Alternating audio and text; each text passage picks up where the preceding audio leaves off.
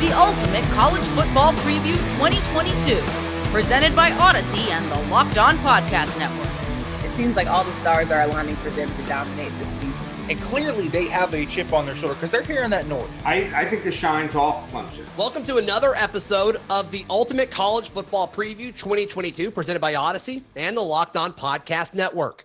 This 7-episode series will take you through all Power 5 conferences, the national championship conversation, and the players you need to know across the Heisman and NFL Draft landscape. Each episode will feature our local Locked On experts who cover each and every major team around college football every single Monday through Friday. We'll also be joined by betting expert Lee Sterling of Locked On Best to help you set the edge and rake in some extra cash this college football season. I'm your host, Zach Blackerby, the daily host of the Locked On Auburn podcast. But for this series, I will be your guide as we visit with over 30 different experts to get you ready for the season ahead. Before we get started today, let's recap. Lee Sterling thinks USC is back, but Texas is not. Bryce Young and CJ Stroud are the clear frontrunners for the Heisman, but you may want to consider the needs of the NFL teams likely to secure the first pick in the draft before locking in who will be the number 1 overall selection. Georgia and Alabama are on a collision course in the SEC, but the Tennessee Volunteers might be the team to watch. If you want more in-depth insight on the Big 12, Pac-12, and SEC, or want to hear more about the biggest names around college football that you need to know, be sure to listen to the previous episode of the Ultimate College Football Preview 2022, available on the Audacy app or wherever you get your podcasts. Today, it's time to take a trip out east to visit the ACC. Can Clemson run away with the conference, or will the Miami Hurricanes storm their way to the team's first ever conference title? We've got sleepers and best bets for you today, but first we'll kick it all off with conference favorites. Conference favorites.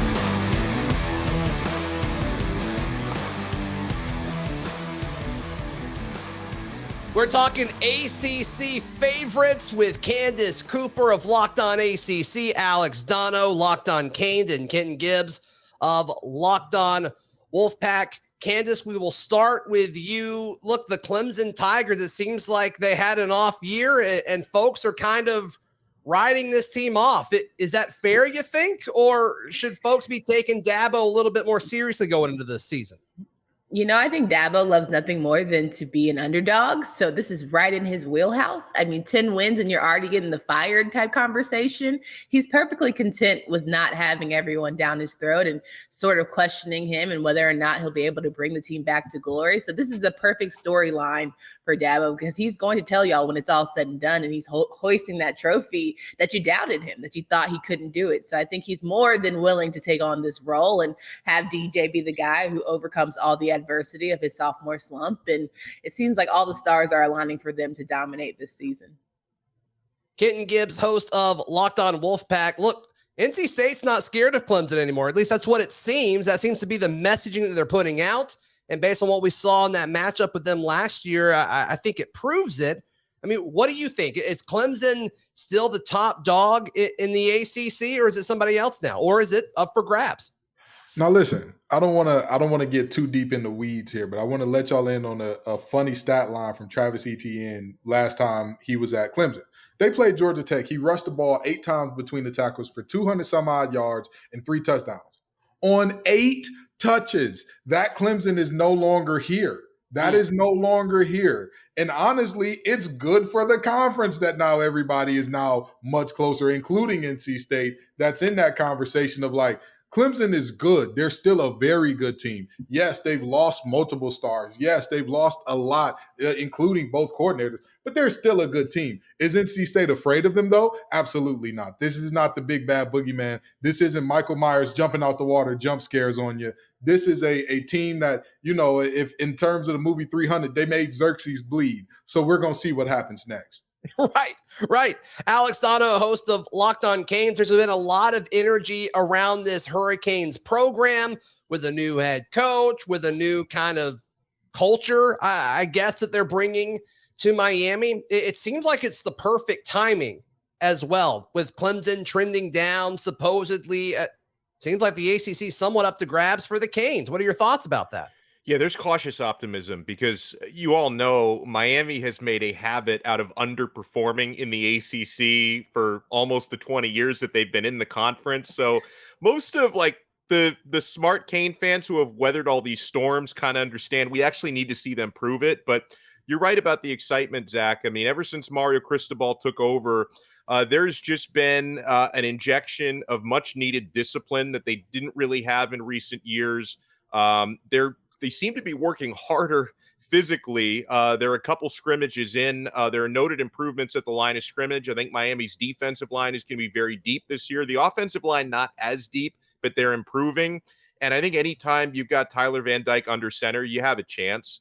Miami's running back room is getting a little bit banged up right now, which, could have an effect heading into the year. But Miami's top three backs who are healthy, at least at the moment, in Jalen Knighton, Henry Parrish, who transferred in from Ole Miss, and Thaddeus Franklin, I think are going to give a nice pop. So hopefully they don't suffer any more injuries there. And I think the big thing is, guys, if Miami wants to be in this conversation, they've got to learn how to tackle, or they've got to relearn how to tackle, because they were dead last in the country last year when it came to missed tackles. So that's something they've really been instilling, that form of discipline. And I know that Miami certainly isn't sleeping on Clemson, who they're going to see this year on November 19th. I'm sure they'd love to see NC State in the ACC Championship game if they can get there. So yeah, there's a lot of optimism, but cautious optimism this year. Candace Cooper, host of Locked On ACC, just covering this conference from, a little bit higher of a view, and you see everything that's happening in Miami. Do you think all that energy and all that optimism, do you think it's justified at this point, or is it say, hey, let's play some football first? Yeah, I think it really has been an energy shift with Mario Cristobal. I think getting rid of the turnover chain and pretty much not giving you an explanation why was very much good for me, because I'm like, what point do we have to prove here? It's over. We're moving on. We're trying to start a new vibe here. So I think what he's done, he comes in, and looking at him at ACC kickoff, he's very no nonsense, which I think that the Hurricanes needed a little bit. They understand what it's like to be a part of championship culture in terms of the staff. And now they're trying to instill that in the players. And so I have them as my coastal pick. I think that it'll be a great competition between them and Pitt, and maybe even UNC. But overall, we all know coastal chaos is fun, but Miami is definitely making their case with how they have set themselves up here going into the season. And by the way, can I add in North Carolina?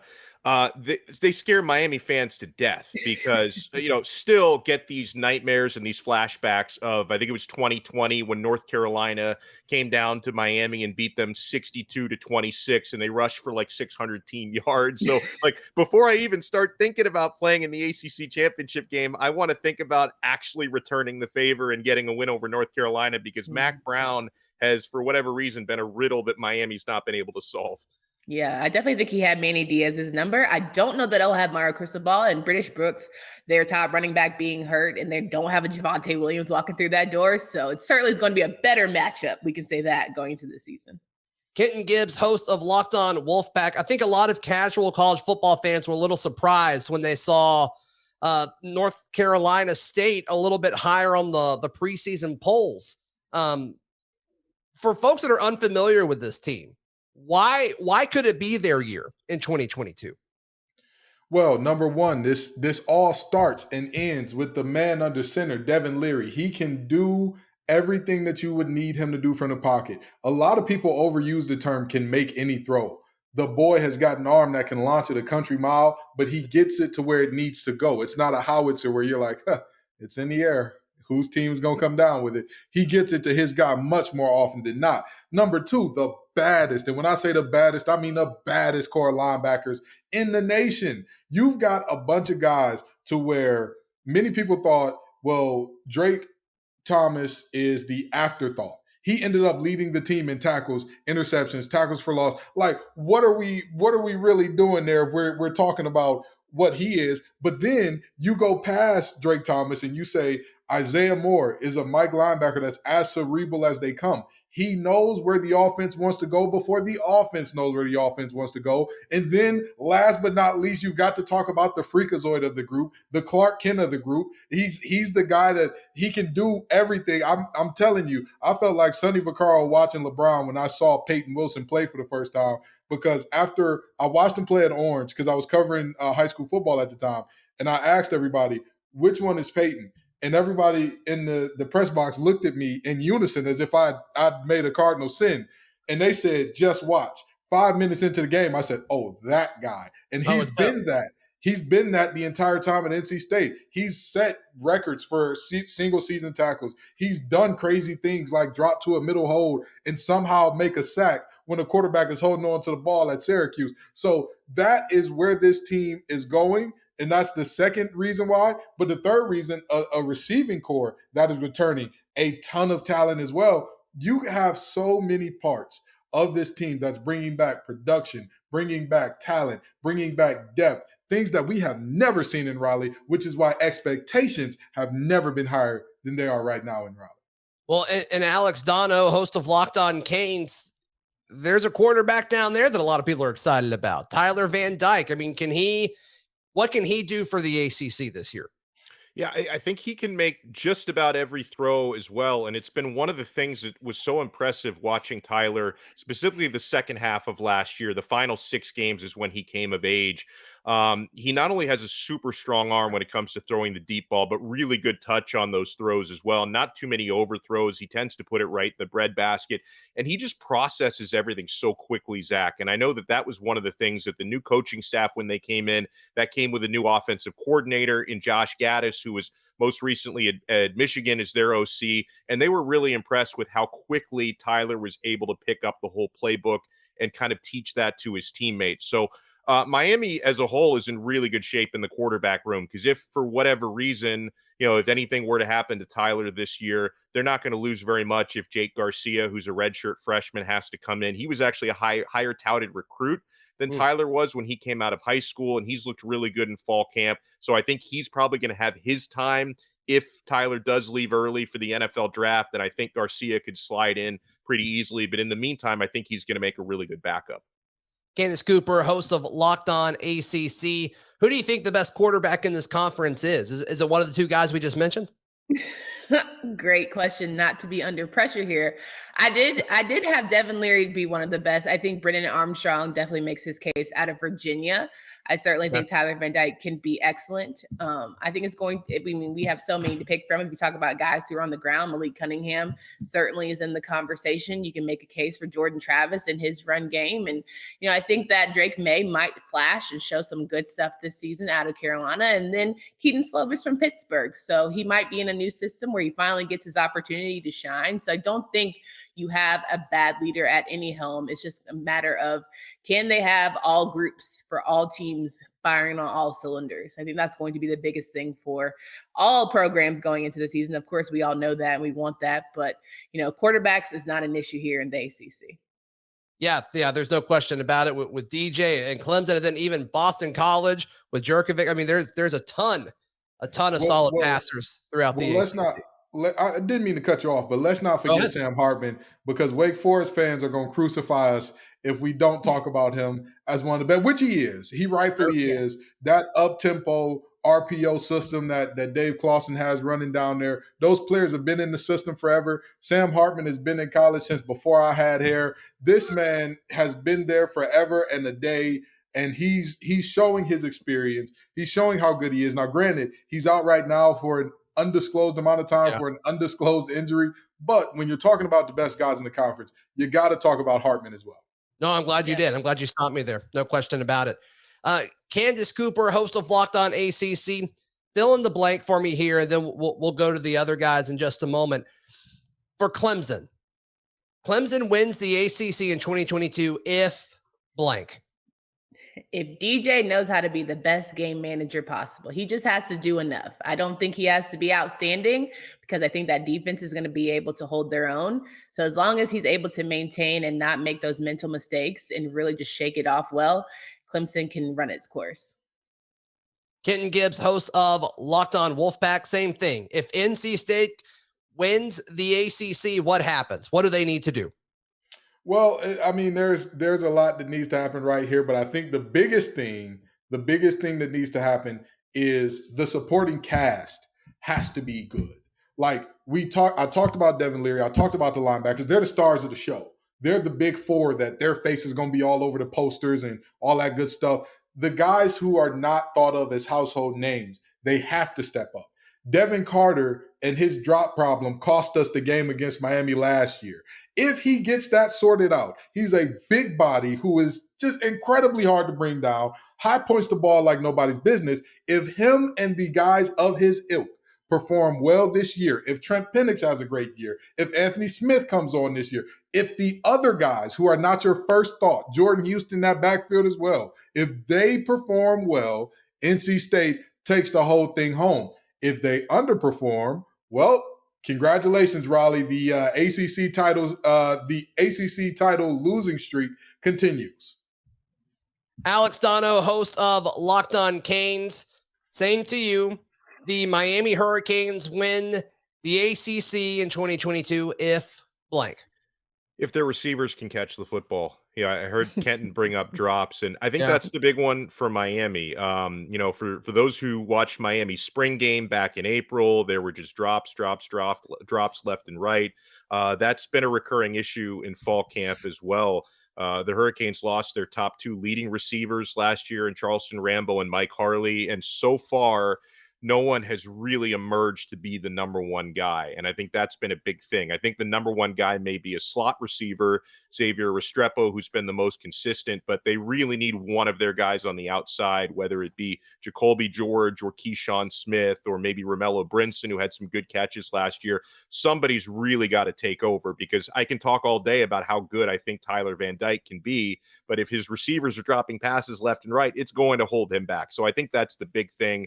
Also, there's question marks at linebacker. I think Miami have some good linebackers. Caleb Johnson, who transferred in, has looked excellent. And in their formation, they're probably only going to have two true linebackers on the field at the time. So that's going to help with the depth a little bit. But really, outside of that, outside of wide receiver and linebacker, most everything is looking pretty good right now. The Canes are an example of going from sleeper to favorite. Several teams in the ACC are hoping to do the same. We touch on those teams next on the Ultimate College Football Preview 2022, brought to you by Audacy and the Locked On Podcast Network.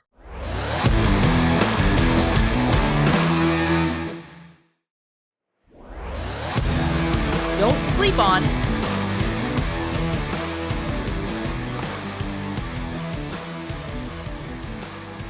We're talking sleepers in the ACC next up here on the Ultimate College Football Preview 2022. Candace Cooper with Locked On ACC still with us, and we're now joined by Nick Farabaugh of Locked On Pitt. Nick, Pitt is such an interesting team this year because I think a lot of people forget that they're the reigning ACC champs and all of this. So how does that make this Pitt team feel? Because I'm sure they're hearing a ton of disrespect all over the place. You can tell that they've got a little chip on their shoulder, and they have the experience of winning that ACC championship that makes them very interesting. Because while they lost Kenny Pickett, they lost Jordan Addison, right? Like, those are the two big pieces. They return all starting 5 linemen. They return the entire defensive line. They return the entire secondary. Like, they return a lot of very key, important parts of this team. And they have a freshman All-American tight end in Gavin Bartholomew. And Kanade Mumpfield's a freshman All-American wide receiver transferring in. And they have a lot of talent on this team. And Keaton Slovis is obviously the big answer there, quarterback too. He looks good. I mean, that's the thing. You hear Keaton Slovis talk as like the leader of that offense, and you can hear him kind of rallying the troops around him. And clearly they have a chip on their shoulder because they're hearing that noise, right? And then they have that big rivalry game against West Virginia, week 1.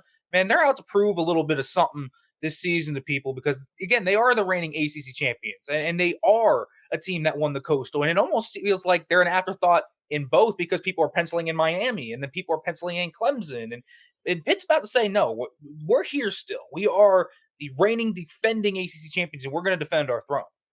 Candace Cooper, host of Locked On ACC. Why do you think this has happened? Why do you think all of the offseason attention has gone to pretty much any other ACC team, not Pitt? Why do you think that has happened so far?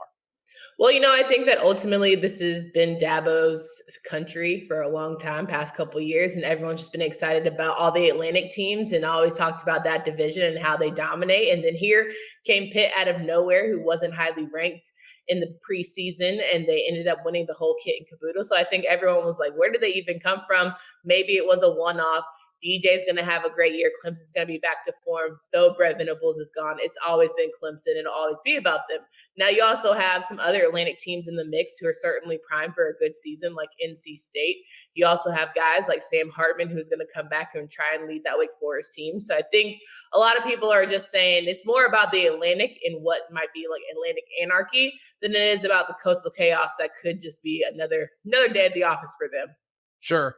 Nick Faribault, host of Locked on Pitt. You got to see, though, where other people are coming from. Like, Kenny Pickett was pretty good. Addison was pretty good. So now, can you replace all of that on the offensive side of the ball? I mean, obviously, in today's college football, you got to be able to score. How does Pitt put points on the board? Yeah, not just that. They lost Mark Whipple, their offensive coordinator. That's another big piece of this. Mark Whipple is gone and went to Nebraska. But now Frank Cignetti comes in from Boston College. And this is going to be a little bit of a different Pitt offense. Last year was the aerial attack where it was Kenny Pickett, Addison, Mack, Kroll, all these players. It's going to be a bit of the running game this year. And Pitt's going to be a little bit more of a balanced attack. And they have 5, and I'm not kidding when I say this, 5 really good running backs in that room, headed by Israel Abanikanda, but Rodney Hammond's coming into his own.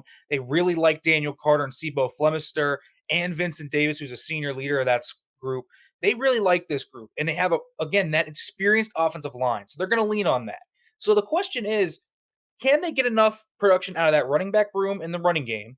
And then also, can the receivers, they don't have to replace completely what Jordan Addison did, because you're not going to replace Jordan Addison. I'm sorry. He's just too good. But Kanade Mumpfield is really, really good. And I truly believe that. And so they got another transfer in Bub Means from Louisiana Tech, who's a really explosive receiver. And then they like some other young guys like Jaden Bradley and Jalen Barnes stepping up. So it's a more question mark team, but they're going to score points on the ground, and they're just going to let Keaton Slovis kind of be the manager. Okay, be the point guard. Do this, do that. We think that they have really talented skill guys around them, and we think they have the offensive line to protect him. The only thing he has to do is not screw it up, and that's going to be the most important thing for them to score a lot of points this year. Nick, just a moment ago, Candace and a few of our other ACC hosts talked about how many good quarterbacks there are in the ACC. When you talk about Slovis coming into a new situation, a new offense, like you mentioned, a lot of change on the offensive side of the ball, where would you rank Slovis as a quarterback in this conference? Well, it's a tough one because you have, I think, a lot of good quarterbacks, even maybe on teams that aren't as good as Pitt, like Brennan Armstrong. I think Pitt's a better team than Virginia, but I take Brennan Armstrong over him. I think Devin Leary is a better quarterback. I think that you even look at someone down the depths a little bit. You know, obviously Sam Hartman, when he's healthy, better than Keaton Slovis. So I just look at Keaton Slovis and think he's probably on that like border top 5, 6, 7-ish. Like Malik Cunningham has to be in that conversation over Keaton Slovis. He had a really good season last year. I know Louisville wasn't as good last year, but they were really close to being not 7-5, but let's say, 10-2 last year. They played a lot of close games, hard-fought games. And then you even have like interesting young guys like Drake May at UNC has some really interesting traits to him. Sure. So like that is something you have to look out. Tyler Van Dyke obviously is better than Keaton Slovis. Like there's a lot of that. So Keaton Slovis is in that like 5, 6, 7 tier behind Van Dyke, Armstrong, Leary, Hartman, those guys. But I think he's good enough to where it's like, okay, as long as the rest of Pitt can pick him up and maybe he only has to elevate them every now and then, that's where Pitt can really make up their ground. Candace Cooper, host of Locked On ACC. When you look at other teams throughout the conference that could potentially be sleepers this year, does a North Carolina, does a Duke, does a Boston College, who's next, do you think, after the Pitt Panthers? I think it's hard for me as a Carolina grad to ever feel like Carolina is a sleeper, especially from the football standpoint. Sure. It challenges me because I think that they've had all the potential in the world. They have had all of the means to be a very successful team, and it hasn't quite panned out. We had a Heisman hopeful, then next thing you know, we're barely trying to make a bowl game. So I'm not sleeping too much on them. I will say that Virginia is certainly a sleeper. As much as people are like not really talking about Tony Elliott, I think what he's done for Brennan Armstrong and what he could potentially do for some of their really good receivers is going to be very explosive. So I think Virginia is something you can't count out. Will their defense do something? Who knows? Now you also have Boston College, who I think that not AJ Black, my host of Locked on Boston College, but Phil Dracovic, and you have Zay Flowers. You can't deny that combo. You also can't deny the fact that they have a really good secondary. So I think they're a team that will go as far as Hafley wants them to go. In year 3, you're hoping that it sort of is all piecing together with the COVID year, the Phil getting hurt year. Like, this is the time where we're finally going to see that growth, hopefully from Hafley from a coaching standpoint. So I think those would be my big schools that are sleepers, but like, I'm not going to count out a Miami team who, while they have Mario in his first year, are certainly ready to just bring that discipline back and be consistent and ready to celebrate once the championships are found. So I think those would probably be my biggest sleepers. But then again, that's why we love the ACC, because you never truly know, and you can make a case for everybody. No, you're absolutely right, especially with all these quarterbacks and all this change happening throughout the conference. It's going to be a really, really fun group of teams to follow. Let's circle back to North Carolina just for a moment. I want to hear both of y'all's thoughts on the Mac Brown experiment. How much life does that have left, do you think? Well, from being a local girl, like a lot of people say, Mac has whenever he's feeling like ready to go kind of contract. I think that's for the second time around. He's clearly shown that he knows how to sell the business. He is a walking brand. He's a walking billboard. He lets these guys, he knows how to feed an ego, right? So it's just a matter of, can you get that production on the field? Does he necessarily have the X's and O's all the time? I'm not necessarily sure, but it could be one of those things where a new coaching staff, having Gene, someone he's used to and maybe trust a little bit more, will be good ultimately for the program. Yeah. Nick, I mean, from a Pitt standpoint, you kind of in the same boat here? Listen, I think that they've recruited extremely well. I think that's been the one big thing, but the records on the field just have not followed that, right? 7-6, 8-4, 6-7, and those were all with Sam Howell. So it wasn't like they didn't have the quarterback. Sam Howell's a very good quarterback, college-wise at the very least, a very good quarterback. And so you didn't see the results. You didn't get an ACC championship with Sam Howell. You didn't even get a Coastal championship with Sam Howell. And I think that's the big thing is, when at some point do the stars go onto the field? And I think that's the big thing, because North Carolina's always been that team that's been kind of there, right? They're very Pitt-like with Pat Narduzzi. Pat Narduzzi recruited well and didn't finally kind of translate that onto the field until last year, where they had their real big year. Could that be North Carolina eventually? Absolutely. They have the talent to do it. And look at their offense. A lot of talented guys. Josh Downs, obviously the big name of that group.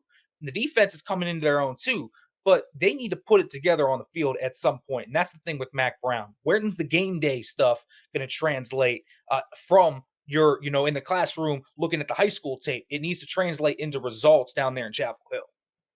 Candace Cooper, host of Locked On ACC. I got to ask. I guess I don't have to ask, but I want to ask.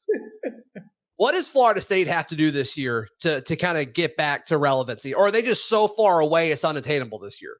Man, you just want another fan base to really give it to me today. I think that Florida State has all of the historic rights to be, sort of on a high horse and feel like they are the team in the ACC. Bobby Bowden and his legacy is unmatched, right? We understand what Florida State football means to us. At the same time, with the way they have handled their coaching situation, it's hard to trust that leadership. And then when you can't trust the leadership up top, it's hard to trust it on the field. So I think they're still trying to navigate who their quarterback is. And Jordan Travis is good enough, but he's like a Malik Cunningham light.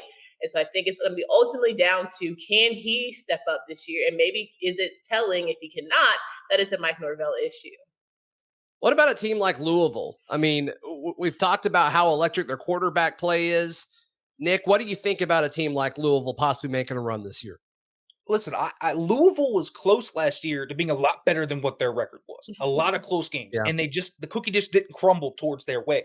Now, you could say that's a Scott Satterfield thing, or that's a Malik Cunningham thing, and maybe that doesn't change, because that has been a theme for Scott Satterfield, is they have been close but no cigar in so many games. Could this be the year? Certainly, because Malik Cunningham is that experienced guy. He's obviously very electric. He's one of my favorite quarterbacks to watch in the ACC period.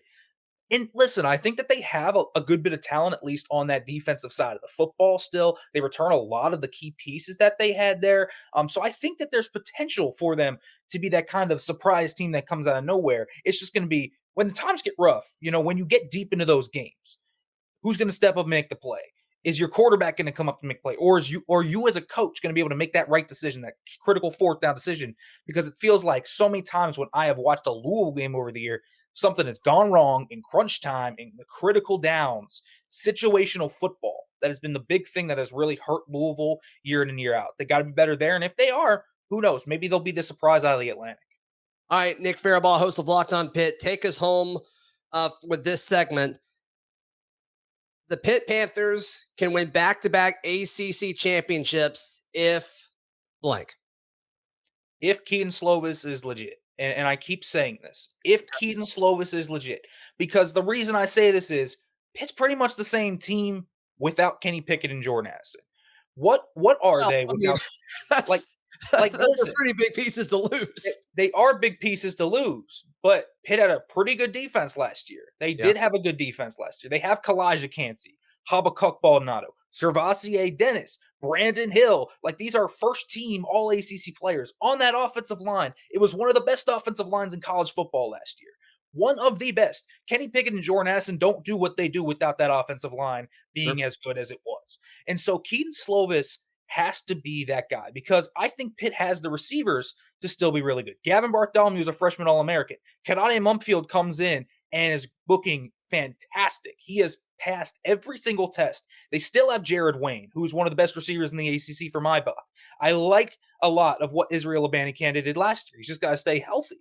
So I think they have a lot of pieces to work with here. I think they're as talented as they could be while losing Kenny Pickett and Jordan Addison. And that's kind of how I put this in is they've tried to fill in all of the voids. They filled in with a lot of key transfers. Kadade Mumfield. You have Bub Means at wide receiver. At running back, you fill in with Sebo Flemister. At linebacker, you get Shane Simon from Notre Dame. You bring Tyler Wilson, who is a FCS All-American last year. So you bring in quality pieces across what might have been holes. And then on that defensive line, you lose Keyshawn Camp, but you fill it in with no one else other than Elliott Donald, who, yes, is the nephew of Aaron Donald, and he has passed every test that he has put out. So Pitt has the talent. It's the question of, can Keaton Slovis step up? Can Keaton Slovis, when the games get close? Remember Virginia last year where it was 41-38 and they were 3rd and 11 and it was a play action fake and Kenny Pickett threw to Jordan Addison. Who won them that game? It was Jordan Addison and Kenny Pickett. Can Keaton Slovis be that guy?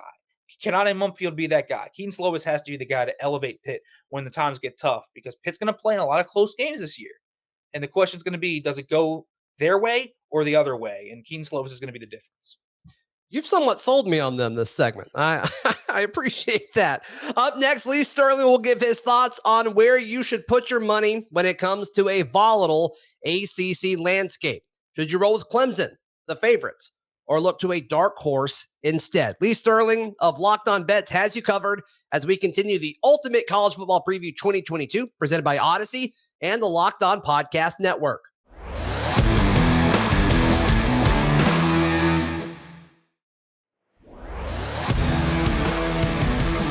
Setting the edge with Lee Sterling of Locked On Bets.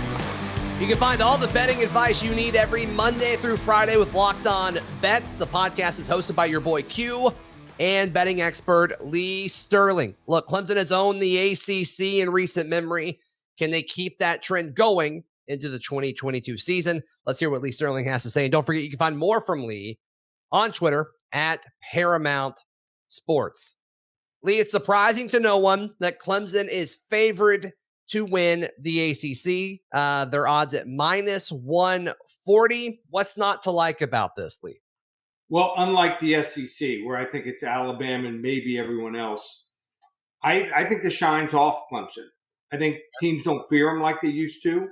Used to go into Death Valley and feel like you really didn't have much of a chance. You were just trying to survive and not get embarrassed. Even though, you know, Dabo's come out and said how much improved DJ Ugalele has improved. I watched the spring game. He's a little better. He's no superstar. They don't have the running backs. They don't have the Travis Etienne guys that can go the distance in big games. They don't have the receivers that can beat guys one-on-one, that can make a play in a big game, that can make a difference. And even the defensive line, they lost one of the top 3 defensive linemen for the year. So I think the shine's off Clemson. I think no one fears them. Miami's going head-to-head with them recruiting-wise. Sure. I think whereas they used to hold their own, or they were sometimes winning certain years against Alabama, Georgia, and Ohio State, it's not happening. Even in guys that are rated 4 and 5 stars, I don't think they're the same as these other teams. So I think that maybe Dabo has lost a little bit of an interest, maybe because of NIL, and he's won a couple national titles. I just don't see that sense of urgency and that sense that the work ethic that I used to see in the past from this team, their coaching staff, and also their players. So I'm not buying it. Yeah, and they don't have as elite of a quarterback as they're used to having, and it's been part of that. But still, even with all this, their win total is listed at 10.5 right now. It sounds like you may be taking the under on this. Well, remember, maybe the two toughest opponents, NC State and Miami, are at home. And I think that plays into a lot of why their win total is so high. Sure. I think they lose one of those games, and I think they're going to lose another game, whether it's to Virginia Tech or someone else. Hey, when people think that you're vulnerable, they're going to come to hunt every single game here. So I like the under in Clemson, 10.5 wins. All right, so Miami is second in regards to odds to win the ACC. They're plus 500. Their win total is 8.5, Lee. Is this win total too low in your mind with all of that? It's amazing. They've been in the ACC, I think it's since like 2003, if memory serves me correct. 2003, they've never won the ACC.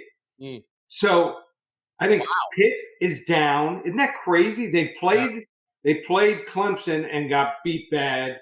And Mark Rick's, I think it was last year, second last year. But Pitt's got to be down. I mean, they lost Pickett. They lost their receiver, Addison. They lost their offensive coordinator, Mark Whipple, who was really good as a coordinator. Not a great head coach, but a really good coordinator. So, Miami, you look at the guys that were recruiting. I was listening to a podcast, someone who was at the practice, and they said for the first time in maybe 20 years, Miami has 3 units on the defensive line. They go 12 deep on the defensive line. So they're not where they were when they won a national title, but they're recruiting guys that look like Alabama and Georgia and Ohio State recruits. They've got a quarterback. They've got 2-3 really good running backs. I like Miami here. Plus 500. They get in that conference championship game. The line's going to be might be 6-7 points. If it's 6-7 points, would you be taking plus 500? I would. Yeah, I think so. NC State is next, Lee, at plus 750. This is a team that a lot of people have kind of picked up over the offseason and kind of said, hey, this is a dark horse team to watch in the ACC. I'm not particularly high on them. I just don't think they're going to be able to do it. I don't think they'll be able to beat Clemson 2 years in a row. Where are you standing with NC State? I think they've got a shot. I mean, they did it last year, and they looked good in doing it. It was not a fluke. So they returned 17 starters, most in the ACC. Guys in key positions. Their quarterback, Leary, makes a lot of really good decisions. I like their play calling on offense. I'd like to see him blitz a little bit more.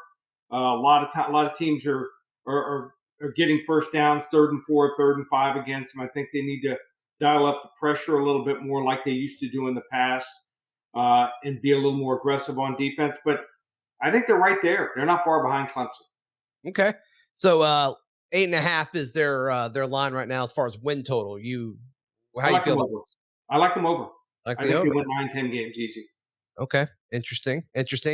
After NC State is Pitt. I know you just mentioned and listed off every player that was on their team last year is no longer there. Their win total is 8.5, and their odds to win the ACC championship is plus 1,000. I don't know what everyone sees in this team. So many people are high on this team. Pretty good coaching staff, but Pickett was the guy. I mean, making things happen with his arm and also his legs. And then you lose a guy like Addison. Addison could be a top 10 pick in the NFL draft. People don't talk about coordinators. Mark Whipple is a great coordinator, just had a really good feel. He and Pickett had a great chemistry together, working together. And bring a new coordinator in there. You lose some guys on the defense and all those key guys. You lose like over 80% of the production on offense. I'm not buying it. They're not winning 8.5. They're not going over 8.5 wins. I think you make good points. I definitely think you make good points here. All right, Wake Forest. Obviously, their odds have dropped since the injury to their quarterback, which is an absolute shame. Plus 1,600 now. I assume you're staying away from this, right? Yeah, I mean, Sam Hartman. I mean, he's the heart and soul of their team. And then also Brad Lambert, new defensive coordinator. He was at Purdue last year, and before that, he was at Charlotte as a head coach. Don't like him. And I grade players. And this is what I do in the offseason. It's a really good time. You have to do it now more because of all the transfers. But I'm also grading players on the team that returned from last year. I only had 3 guys on their defense that are returning that had above average grades. Their defense is absolutely horrendous. With Hartman possibly missing half the season, not going to happen here. I mean, they could lose. They'll probably lose week 4 against Clemson. And then even at Florida State week 5, if that happens, the wheels could come off. It's at 6.5 for a reason. I'm going under. North Carolina is a game higher than that. North Carolina's at 7.5 wins. How do you feel about the Tar Heels? The craziest thing about them last year, so they returned 4 to 5 starting offensive linemen. And they gave up very few sacks and protected their quarterback. 4 to 5 guys come back, and they were horrible last year. It was one of the biggest mysteries I've ever seen. Now they've lost 4 to 5 guys on their offensive line.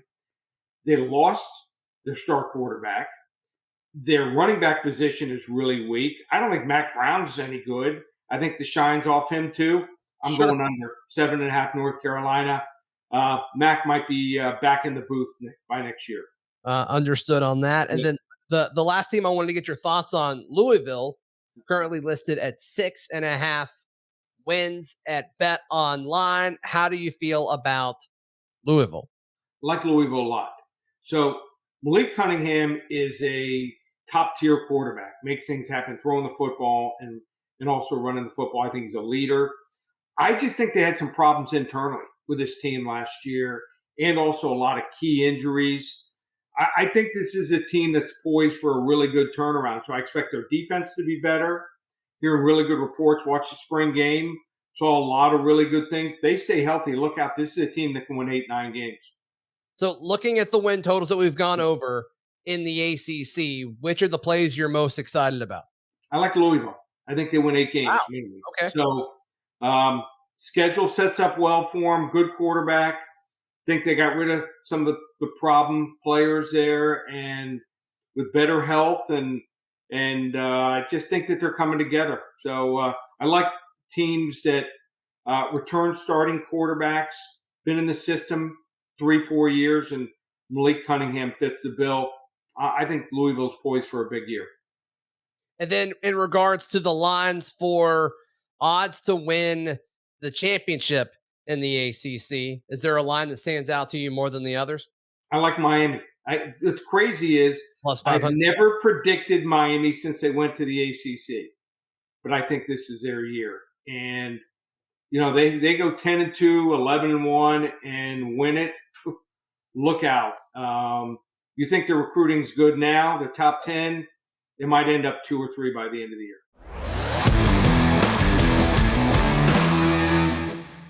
Thank you for joining us for another episode of the Ultimate College Football Preview 2022, presented by Audacy and the Locked On Podcast Network. Don't forget, we've already discussed the Big 12, Pac-12, SEC, and players you need to know this season. Don't forget to go back and check out those episodes if you haven't done so already. Coming up tomorrow, it's the Big 10. Will Ohio State reign supreme? The Michigan Wolverines and the rest of the conference will do their best to buck the Buckeyes. Once again, I'm Zach Blackerby, and until next time, thank you to our friends at Audacy and to you for listening and watching. Find the Ultimate College Football Preview 2022 on the Audacy app or your favorite podcast provider to make sure you don't miss an episode.